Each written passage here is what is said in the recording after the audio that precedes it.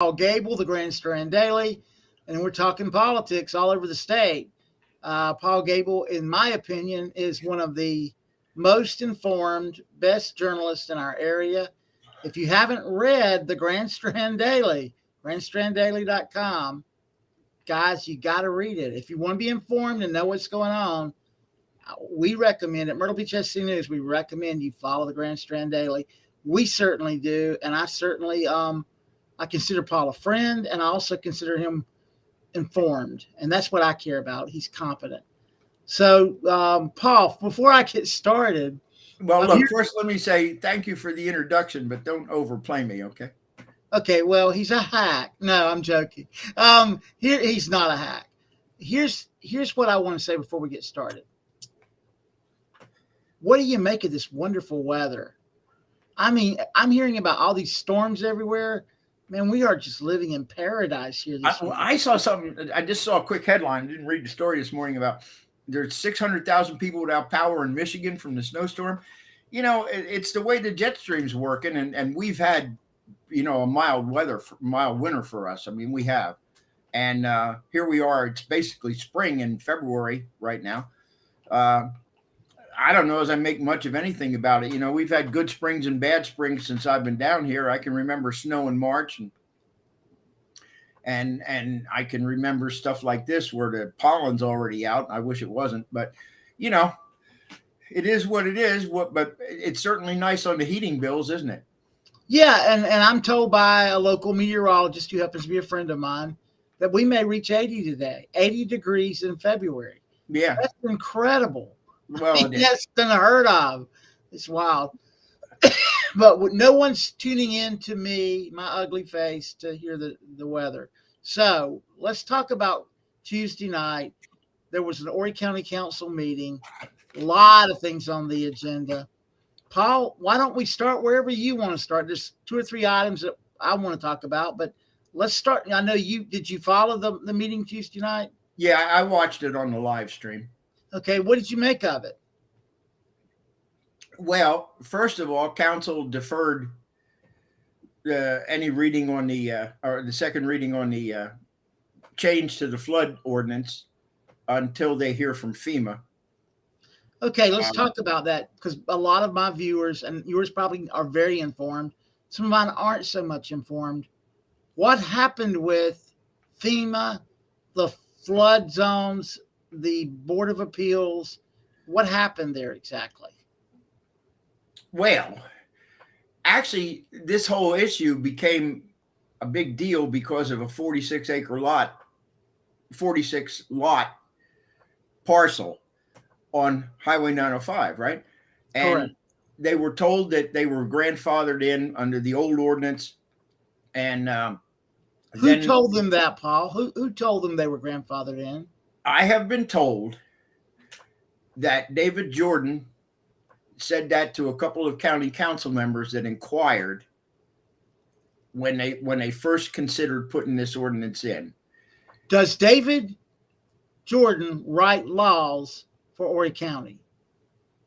No, but he has a lot of input into it as the head of the Infrastructure and Regulation Division. He has input into it. But the consideration was that he would that this lot would be grandfathered in, which would be normal because, you know, I had a discussion of this with one of our flood advocates, or not flood advocate, but an advocate against flooding and what have you. And the statement was that I forget exactly, but I had to get into it. You know, if you put in an ordinance that says you got to be 3 freeboard space above flooding in what the county has determined are supplemental flood zones. Got nothing to do with the FEMA map, but these are supplemental flood zones that some of it flooded in Florence and what have you. And then you put that in, unless there's grandfathering, every house that isn't built in the supplemental, every house that's built in the supplemental flood zone that doesn't hit that. And I'm talking houses that are 50 years old. I'm talking houses that are probably 100 years old. They don't conform. Well, that doesn't mean that they're illegal and they got to be torn down. Because they were there before, they are grandfathered in under the old rules. Now they may Yes, flood, but and it new may get to their construction, Paul, yes, new has to follow construction. the law. But at what point does that happen? Does it happen Well, when the plat is approved? we can argue that. Exactly, and that's one of the things. Now, you want to go to the Construction Board of Appeals. They didn't make any law. All they did was say, yes, this is appropriate for grandfathering, and we're giving you the variance on the new ordinance. That's all they did. Okay, so here's what I'm told. I'm told that some said he was promised this and others said he wasn't.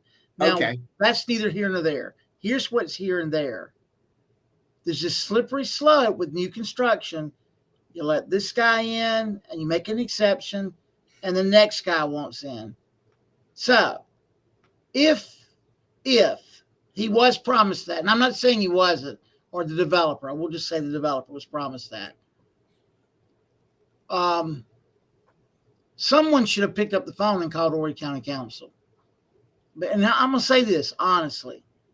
I don't want an appointed board making those decisions. I want my councilman who wrote the law. They obviously wrote the law for some reason. They're the guys we elected to represent us, not an appointed board. So I took issue with this when I looked into it. Paul, just so you know, I called the supposed experts. Not a dadgum one of them would go on the record with me. I said, what's good? What's not good? I'll tell you, but I can't be quoted. I can't go on the record. Paul, I hate that kind of crap. And so I got very frustrated. Well, stop calling county staff. This wasn't county staff. These were the people who surveyed the place and plotted it and wrote the maps. And these were the supposed bureaucratic experts. These are the PhDs you hire to do such. So I wrote my story and I said, here's the deal. I don't know what this will do to future credits. Tax credits, folks. Credits you get because you did the highest best practices. And no one on the record will tell me. They'll tell me off the record. I'm not writing that, Paul. I'm tired of that kind of nonsense. Well, let me say this to you. If you recall, when we first heard that the Construction Board of Appeals had given this variance, right? There was all kinds of stories run out in some of our local media about, oh, this could affect so many things and FEMA may not sell flood insurance in the area and the whole routine, right? The fear factor was thrown right out there because that was convenient for, in my opinion, a few members of county staff to try and get their way. The point is this: FEMA's never made a determination. We have supplemental flood zones that were designated by Horry County Council. Got nothing to do with FEMA flood zones now. They're supplemental flood zones. The idea was to keep some new construction out of those areas so that we wouldn't have the flooding of homes that we had in Florence. Now, I was told something that I find almost impossible to comprehend, okay? I was told that these new flood zones give so many points, and FEMA adds it all up, these extra credit points or whatever you want to call them, when they're considering flood insurance premiums, okay? So that FEMA, we could be affecting flood insurance premiums throughout the county by changing this. But remember, this is an Horry County Council thing, got nothing to do with FEMA in the first place. But think about this one for a minute. I said, well, so that affects new construction. Oh, no, that affects all homes. I said, so you mean to tell me that a house built 50 years ago that was built flat on the ground and wasn't subjected to being raised at all in these supplemental flood zones is going to get the same premium as a brand new house? They said yes. I said, that's insane. But here's the deal, that for a minute. Why should a house that's more subject to flooding get the same premium as a house that's less subject to flooding? I said, here's the sense that makes. I am 76 years old. let's say the average age of Horry County is 40, and I don't know if it is or not, but I'm just going to use that arbitrarily. Why shouldn't I be able to buy life insurance based on the age of a 40-year-old rather than a 76-year-old by the same logic? So, it's insane. As a responsible journalist, I reached out to the highest level authority I could at FEMA, and they stiff-armed me. Of course, because they haven't made a decision yet, David. So in his wisdom, and he's a wise man, County Council Chairman Johnny Gardner said, we're sending this back to INR, and FEMA's going to have to sort this nonsense out for us. That was the right choice. Yeah, it was the right choice because FEMA won't answer me, and FEMA won't answer you. They act as though doesn't even know what their answer is yet. That's the problem. But these government wickety-wicks, these supposed experts, treat us like we're gum on the bottom of their shoe. Well, you know, I didn't talk to the FEMA guy. FEMA hasn't made a decision yet. Think about this. Why should we change an ordinance that is county-wide, or at least to the supplemental flood zones that council designated, for a 46-acre lot or 46-lot parcel of land on Highway 905? That's already been given a variance. What was the panic? There was something wrong in the beginning. I think the concern for me was this sets precedents. Number two, the fact that FEMA won't respond to me or you is wrong. They're a government agency. Number three, they will respond to Johnny Gardner. They will respond to County Council. And County Council did the right thing here. Because without the information that all the questions you raised are legitimate, and without the proper information, we don't know what to do. And you're right, FEMA probably doesn't know it's behind from a hole in the ground. Well, it doesn't know what it's doing on this issue yet. They haven't made a decision. They have not made a decision. Now, we were told. You probably trust government a lot more than I do, Paul. We were told, and it was written, that FEMA said this could eliminate us from being able to participate in the flood insurance program. That's totally false. But that's information that came out of county staff. Now, I outed some people in my article that residents can actually click on and send an email to. Why did I do that, Paul? Because they wouldn't answer who. Who would they not answer? We treat the press today like it's not the press. Well, don't get all. I did not rush to publish my article. I held my article for 7 days trying to come up with where's the ground here, and I never could get it resolved. That's right, you can't. And the whole issue has been bungled from the beginning, and I lay the blame on county staff. Now, let me say one thing to you. The Board of Appeals. Well, now you've got this hang up with this construction board of appeals. Well, let me ask you a question. Okay. Call county council. Let me ask you a question. You have a zoning board of appeals, right? Yes. And from my recollection of checking, the zoning board of appeals virtually never turns down an appeal, which gives a variance to zoning. Should we get rid of them too? No. Should every variance have to come to county council?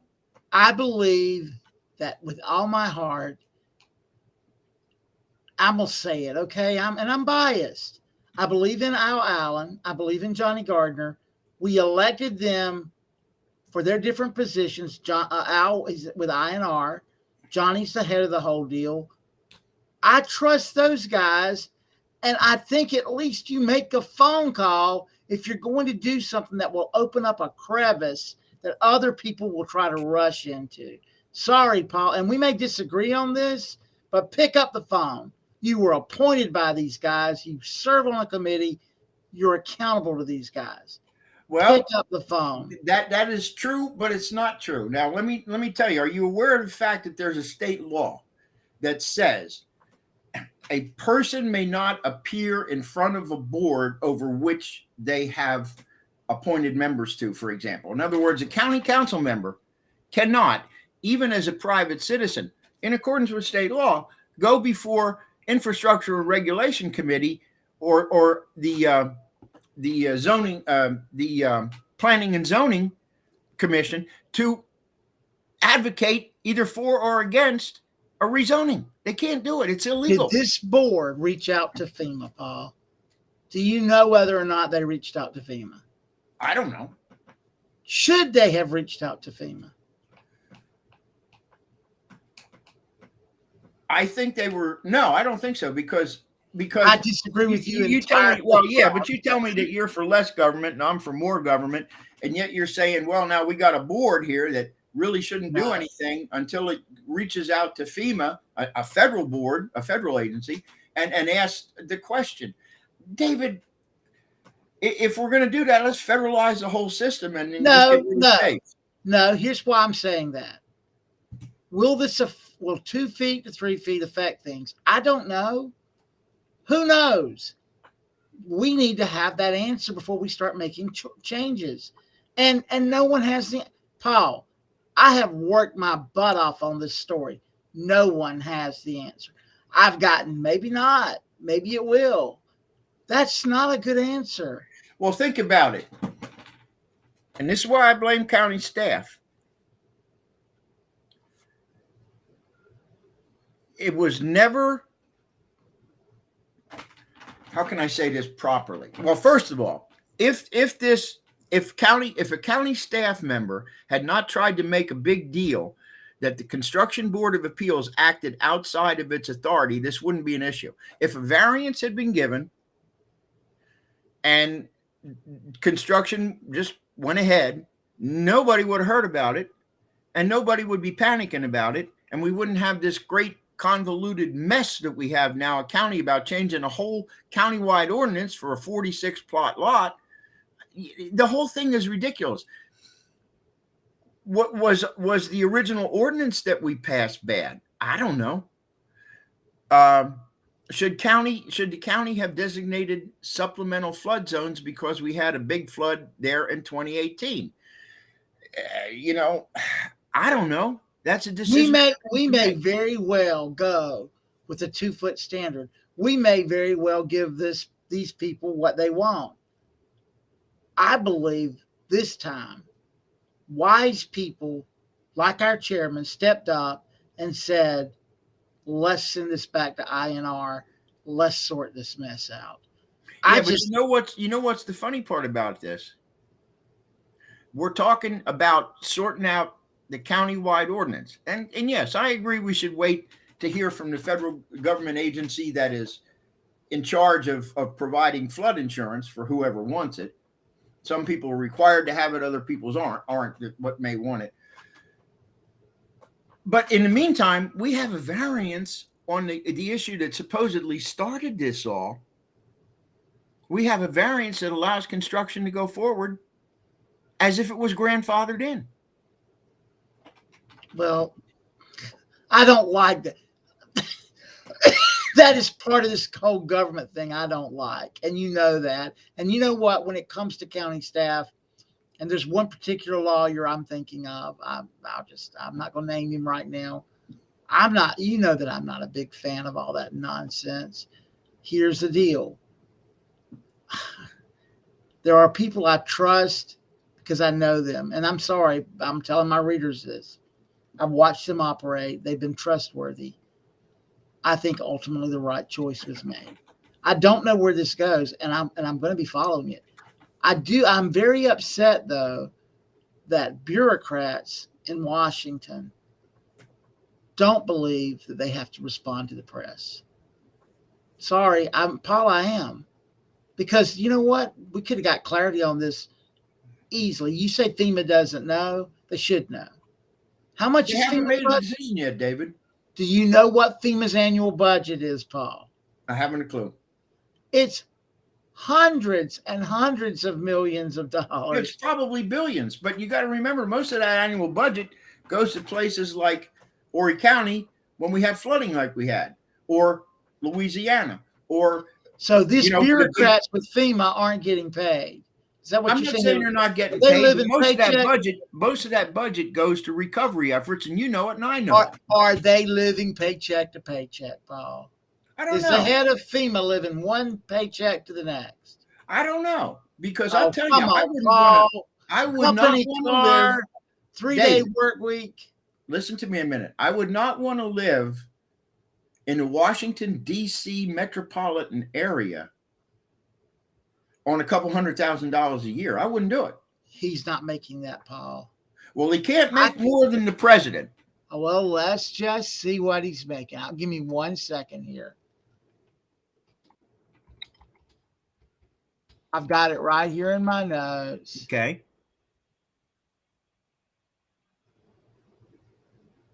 Okay, you're right. He made $127,500. Thank you. Isn't that amazing? I'm right. Well, you are right. But with that said, I don't know if he lives in Washington, D.C. or not. I'm assuming he does. Typically, bureaucrats are not living paycheck to paycheck. Well, one of the reasons they're not living paycheck to paycheck is a lot of times our bureaucrats have come from other areas of the economy where they've been well paid. But you see, you can't pay anybody in the federal government more than you pay the president. That's the law. And the president makes $400,000 a year. So, no, I'm going to tell you something. With Burisma and Ukraine and China, the president's making a lot more. I'm sorry, forgive me. I had to throw that out there. He's got a lot of side money. His son's selling art for whatever. Well, let's talk about the one we had who was trying to get the big loans from Russia and loved Putin. You're not going to get any arguments from me, Paul. I'm not a fan of the current system we have, and you know that. I believe that it's broken. Here's the situation. You make a phone call, you should get an answer timely, and you should be allowed to move forward knowing what the risks are. That's not the way things work, sadly. Well, but see, that's the thing. If the decision hasn't been made, how can you get an answer in a phone call? What did they tell you exactly? There were some people who said, I can tell you off the record. Okay. Why would I let a bureaucrat talk to me off the record, Paul? Well, you might get some information you wouldn't get any other way. What did they tell you off the record? I didn't publish it. I'm not going to say it, but I believe, Paul, money's involved in every decision they make, and they have all of these counterweights of conflicts that cause them to make decisions that are political more than they are good science. I keep hearing trust the science, trust the science. A lot of these people are making decisions based on political calculations rather than good science. Sorry, there you go. And there you know why Winston Churchill said that democracy is the worst form of government other than all the others. There's big except money for all the others. There's big money in tax incentives, tax credits, and Absolutely. whatnot. Now let's just call a spade a spade. And listen, once again, I think that ultimately the county is going to ask FEMA for some clarity. And I think that's a good thing. I wish you and I could do that. There was a day in America when the press was more respected than it is today. And there was a day in America when there weren't all these inherent conflicts in government choices and government decisions. And Paul, that's just the truth. It's just the truth.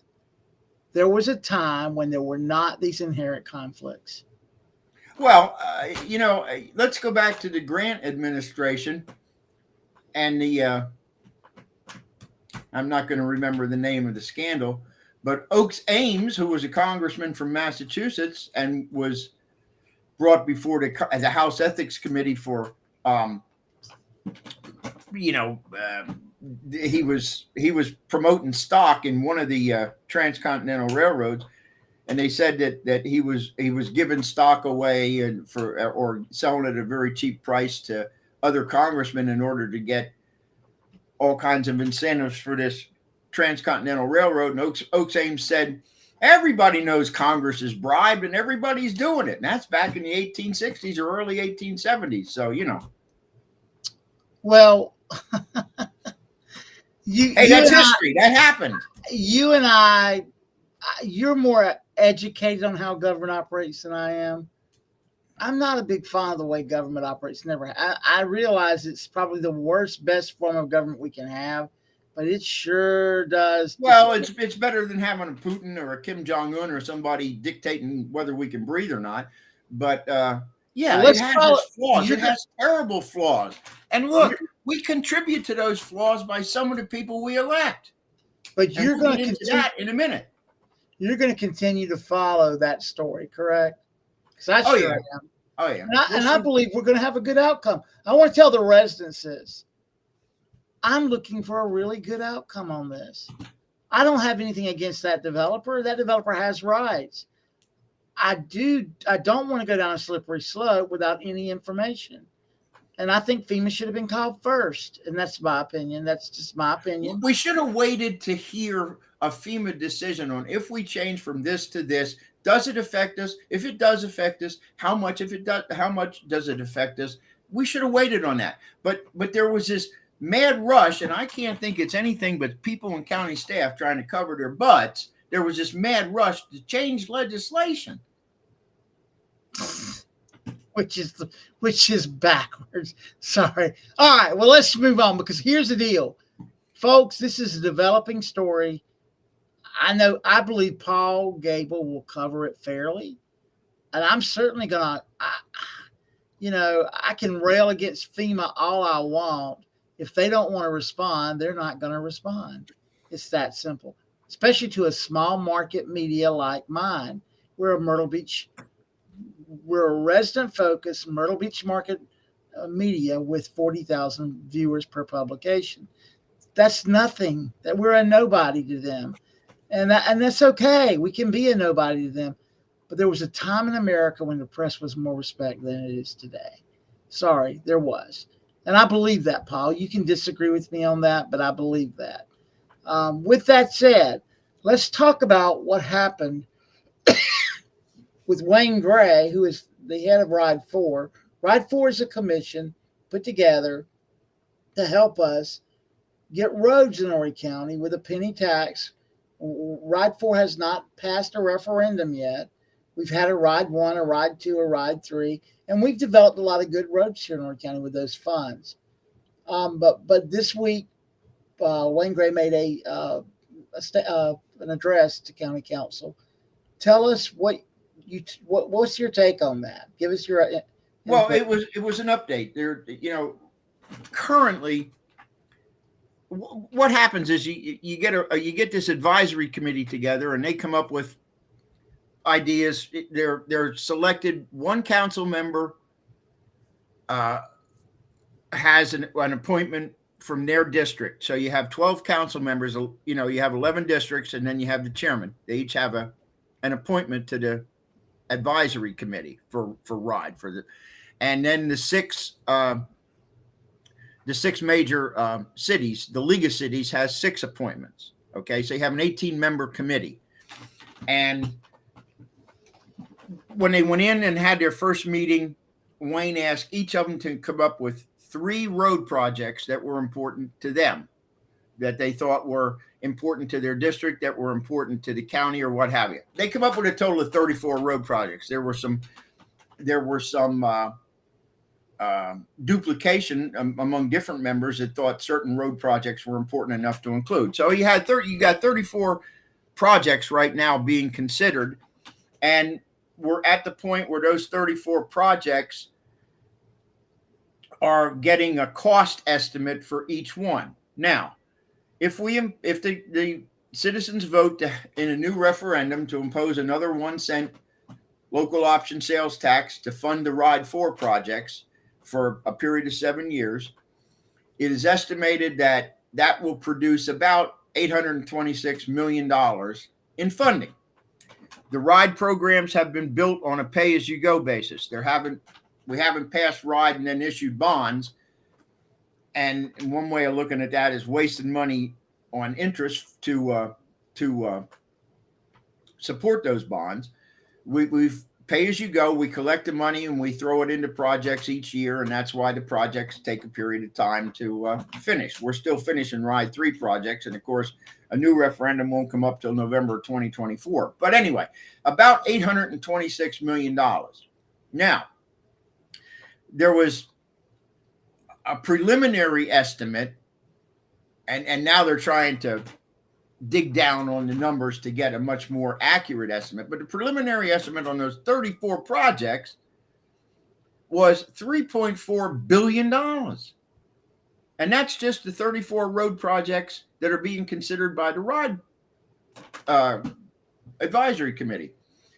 $3.4 billion will raise about 826. So maybe we can do 25% of 34 road projects that have been identified as, well needed. I won't call them critically needed, but needed strongly right now in this county. So Wayne had checked through state law, and the one that I like is there is a transportation tax that is already being used in, if I've got this right, it's Charleston and Beaufort and Dorchester and Greenville, I think. Those are the counties that have instituted this through referendum and approval by the voters. It's a 1 cent sales tax, but it runs for 25 years or up to 25 years. You can make it a lesser period if you wish, but it runs to up to 25 years. If we pass that, we would have about $3.6 billion come in over those 25 years. And then we could issue bonds. We're in a position to issue bonds to get money up front that we can pay off with the revenue coming in from those bonds each year. And we could address those 34 road projects quickly, or at least a whole lot quicker than we're going to be able to address them doing it the way we're doing it with Ride. However, there's a hang up in state law. And if you have one other 1 cent local option sales tax in the county, you can't use the transportation tax according to state law. And of course, we have a 1 cent local option sales tax for schools that's countywide too. So that eliminates us from being able to use that. And the question is why?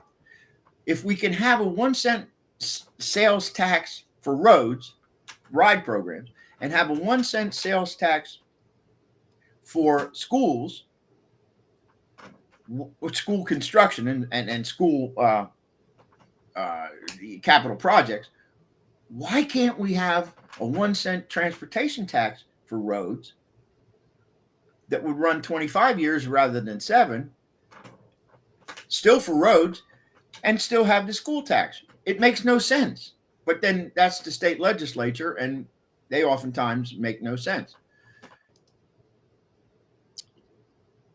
It might be good for county council to go to our legislative delegation and ask for an amendment to state law that says, that if you have another 1 cent sales tax, it doesn't cut out the possible use of this 25-year transportation tax, which makes sense to me. What do you think?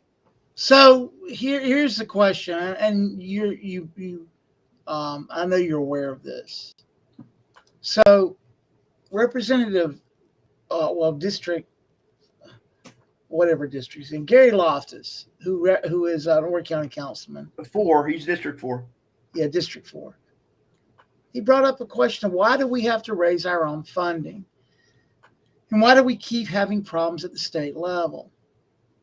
Why does these other towns get their roads paved and we have to pay our own way?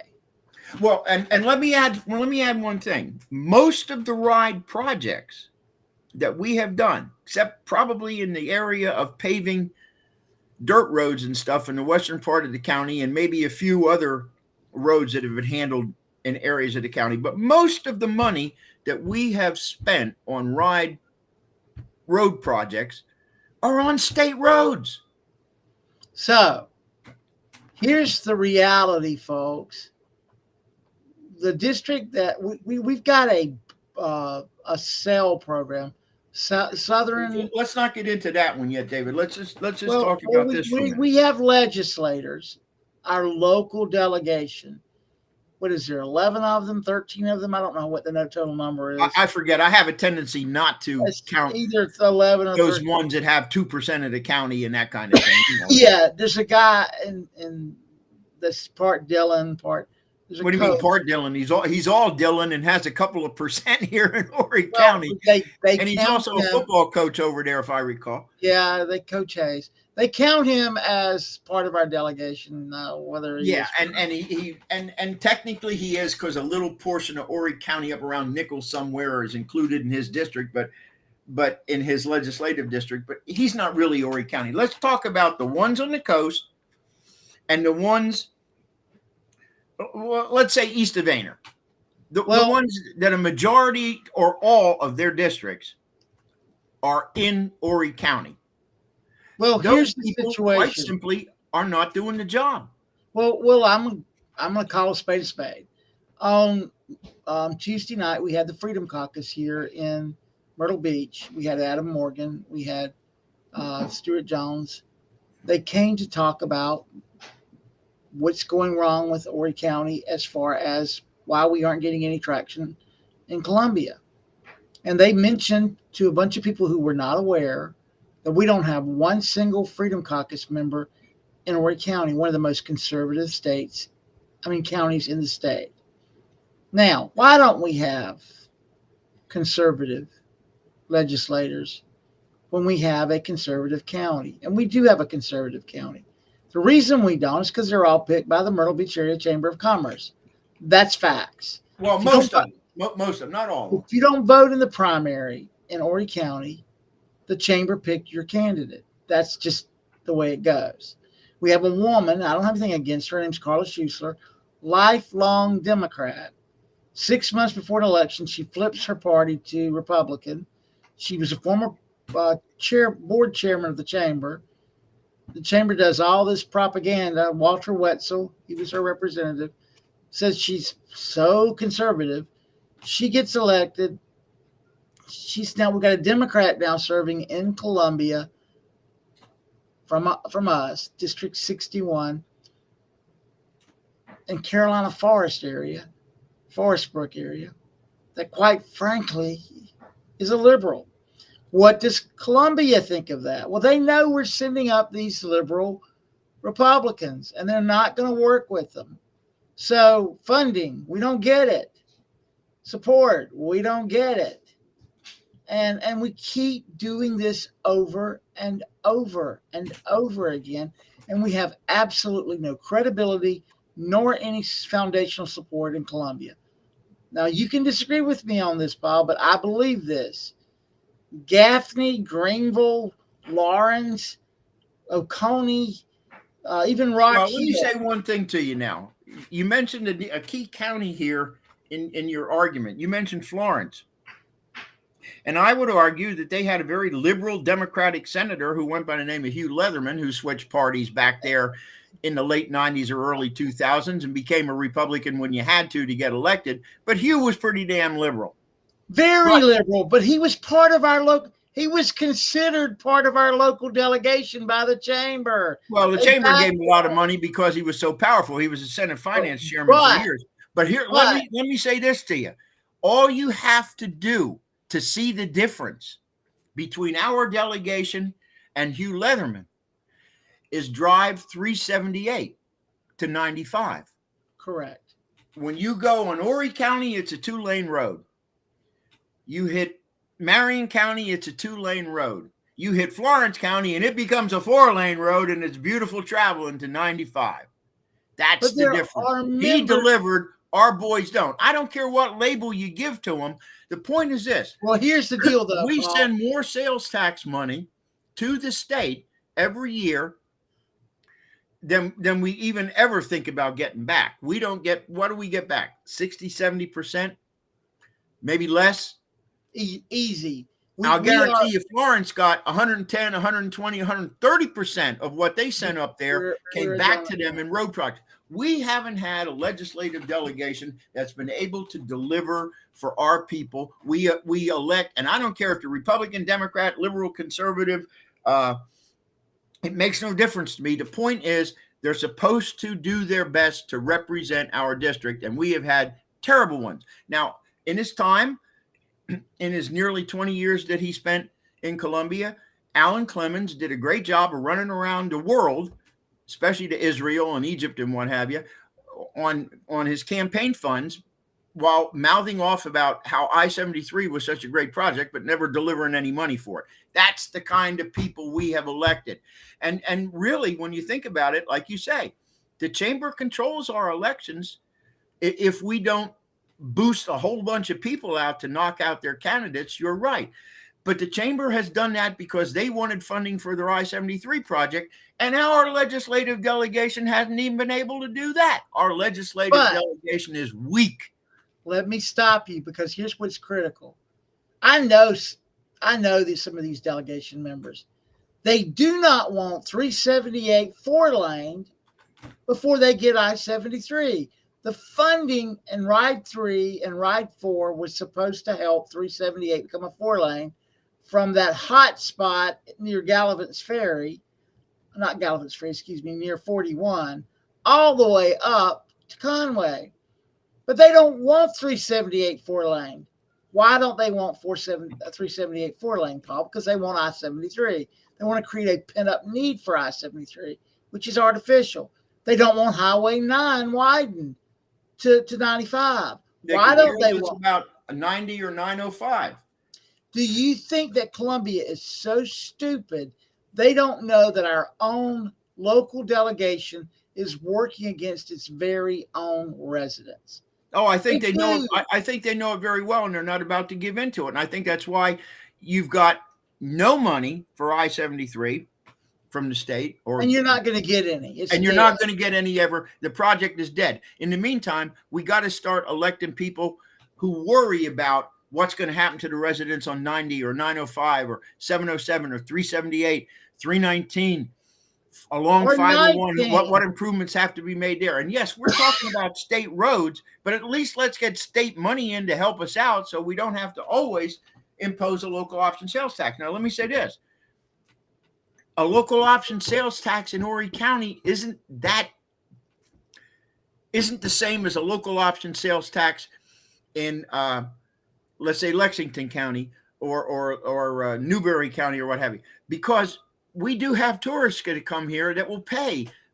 The studies show approximately 60% of the sales tax collected in Horry County is collected from tourists, visitors, and that's good. So that means our residents don't have to come up with the same tax dollars because we're getting a boost from the tourists. But the point is, we still should get our fair share back from the state if we had any legislators, and we got a couple. Let me not throw them all in one. William Bailey's done a great job. He and Kevin Hardy have worked on that Highway 9 business. William Bailey's our best, by far. And I understand that Jeff Johnson is well respected up there. That's what I hear. Okay.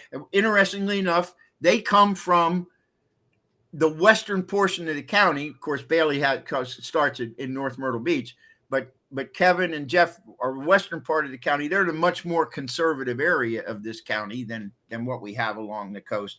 But those guys have had at least done their best to produce for the citizens of the county.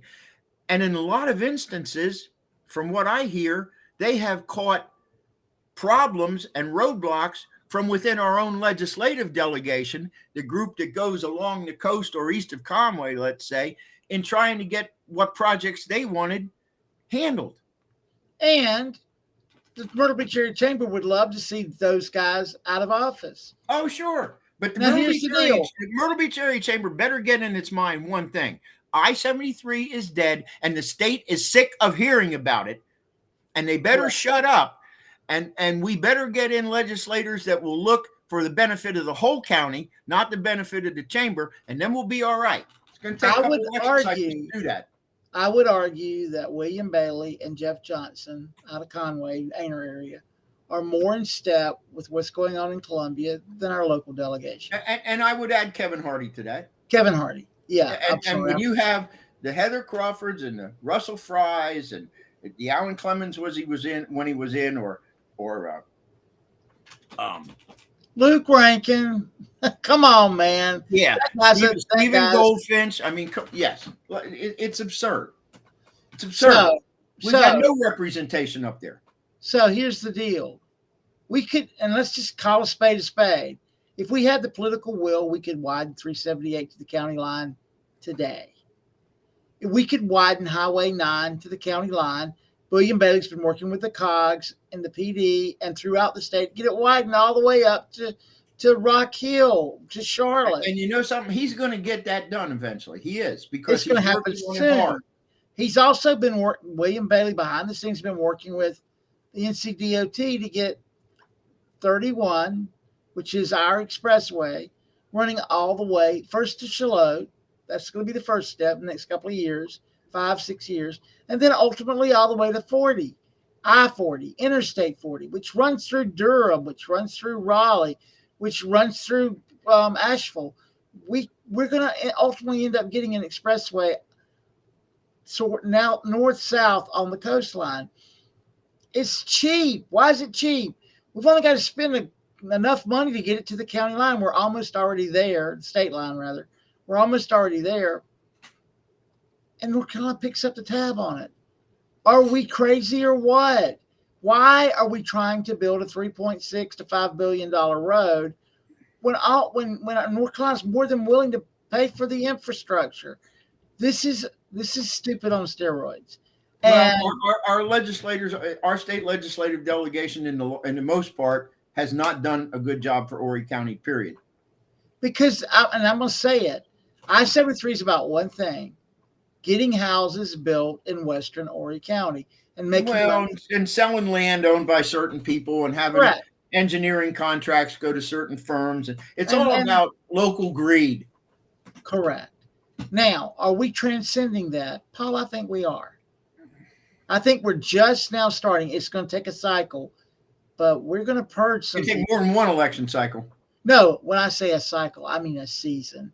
We're leaving an era where a handful of hotel owners in the chamber ran our county, and that's going to come to an end. First of all, the hotel owners are selling out to national concerns and international concerns. And so the mom and pop property manager is going to disappear. And with him is going to disappear the chamber's clout in demanding autonomous thinking, groupthink from our local delegation. It's a matter of when, not if. And so we're fighting the good fight here. I know you certainly have. And we need 378 widened. We need Highway 9 widened. We need all of these secondary roads built. You need work done on 90 and 905. 90 is paramount. And I'll tell you what, this southern bypass on Conway that needs that final link across the river there, across the Lake Busby bypass. That's going to do a nice job to help the south end anyway. Well, folks, I want to say this to you. Paul and I can go on and on. We're almost at an hour now, and I didn't cover 10% of what I wanted to cover. But next Thursday, we'll be back. And listen. To run our mouths again. No, this is a narrative. This is a narrative that is ongoing. And when you're talking to people like Paul Gable, he threw out the 76-year-old thing. This guy's been around. He knows where all the bodies are buried. And he honestly and truly is informed. Want to be informed? Have a listen. We meet here on Thursdays. We talk politics and be informed. I do want to say one thing. I'm an advocate for voting in primaries. We're going to have a primary in 2024. If you miss that primary and you vote in the general, you miss the election in Horry County. Facts. Republican primaries are everything. Your Myrtle Beach Area Chamber of Commerce knows that. You need to know that. We currently have this. You get roughly 10 to 15% of the voting eligible people that show up to vote in primaries. And you're right. That's where we elect our officials from this county. Yeah. So we will see you next Thursday. Have a blessed week. Hey guys, get out and enjoy this weather. This is the one of the warmest Februaries. Do it before Saturday because we're supposed to have rain. Yeah, and then this has been a really wonderful February. It's been very warm. So goodbye from Myrtle Beach SC News. We will look forward to seeing you next Thursday. Paul, thanks a lot, man. David, thank you.